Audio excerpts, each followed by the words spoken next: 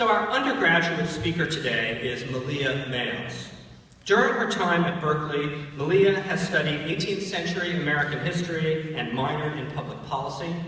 Her thesis combined both of those fields, entitled Arguing for Survival, the Debates of the 1721 Boston Inoculation Crisis.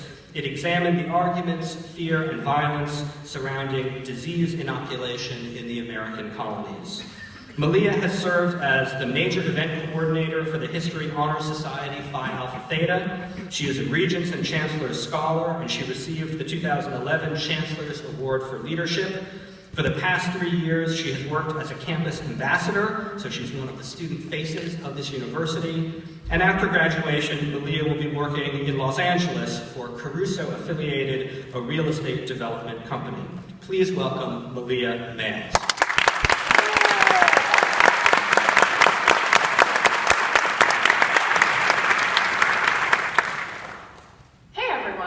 Welcome to the University of California, Berkeley. My name's Malia, and I'll be your tour guide today. I'm a fourth-year student majoring in history with a minor in public policy. Before we get started, I have just two things. First, interrupt me at any point with any questions you may have. Second, since I am going to be walking backwards, please do let me know if I'm going to bump into anything. This is how I started every one of the 79 campus tours I gave during my time as a campus ambassador and a tour guide for UC Berkeley. Yes, I was one of those students you see walking backwards, yelling loudly over the noisy bustle of Sproul Plaza, while students are darting everywhere trying to make it to class before Berkeley time is up.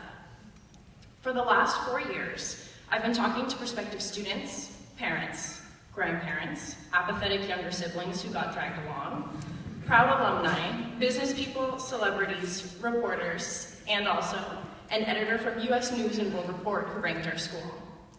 Basically, I got paid to talk about how much I love UC Berkeley, and also to make other people fall in love with it too. Not every tour went off without a hitch though. You get the occasional interruption from some person on Sproul Plaza yelling that the government is watching, or sometimes there's physical obstacles, like when my coworker and fellow history major Tiffany was giving a tour to middle school boys who decided to not alert her that she was about to walk into a fountain. So basically, that means that I am an expert in what people know, want to know, have preconceived notions about, are disappointed by, and are inspired by about UC Berkeley. So let me start by telling you, as far as universities are concerned, we're basically awesome. The high reputation of its institution resonates not only across the country, but around the world. UC Berkeley is at the forefront of almost every field imaginable, home of the greatest minds in the world. We here today are not only graduating from the #1 public institution, but also from the top history department in the nation. We have had the privilege of learning from the inspired and dedicated minds who sit behind me on this stage. We, as a department, value personal interaction, hard work, and passion. Passion for the subjects that we study, and passion for the fields that we pursue. In case anyone in the audience is unaware, and as Professor Shagan mentioned, we are the only department on campus to actually require a thesis from each student in order to graduate. Every student that you see today in a cap and gown has spent the last 6 to 12 months working on a piece of original research. This is something to be proud of. Congratulations.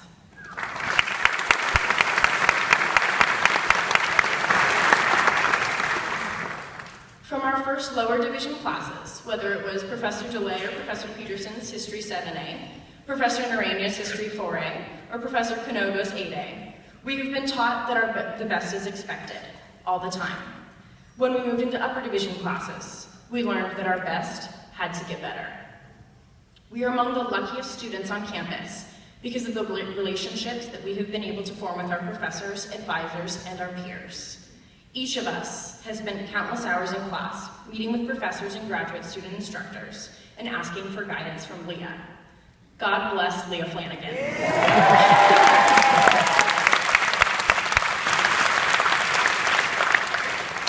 She's our history department advisor, and the work she does for each and every student in this room, constantly updating our files and making sure that we are always in the best classes for our interests and that we are never feeling overwhelmed.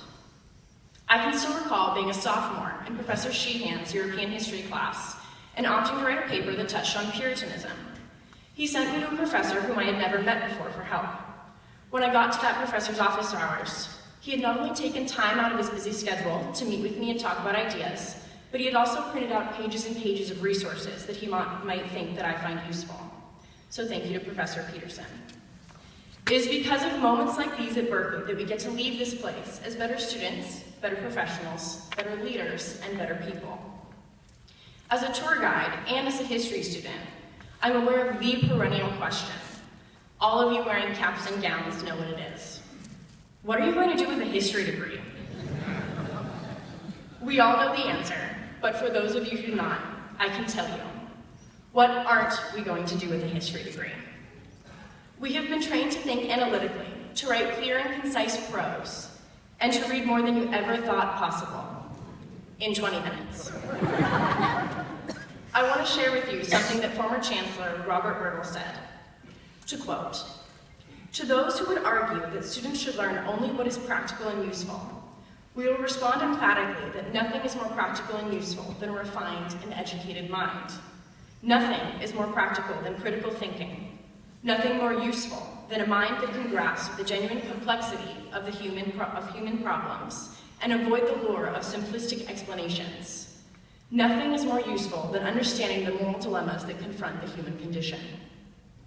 These are tools that we will use in our lives and our careers to make decisions to affect the future of this fragile and complicated planet. Nothing will help us more in doing this than understanding the history and the perspective that has brought us to this point, so that we can move forward to the best possible future. Berkeley has forged us. It has given us an awareness that will guide us through life. It has taught us to ask why, and more importantly, to ask why not. So thank you for making us the progeny of this great university. We get to carry Berkeley with us for the rest of our lives. Thank you to our professors, to our advisors, our friends, our fellow students, and most important, to our parents and our other loved ones who supported us. Thank you for the countless hours you've spent getting us to this point, whether it be driving us to baseball practice in the 3rd grade, or going to our likely painful middle school drama performances, or the tough love we needed when we maybe shouldn't have spent those extra hours at Taco Tuesday the night before the midterm. You are the reason that we are here, and today is just as much about you as it is about us. Thank you for the gifts that we've been given here, and go Bears.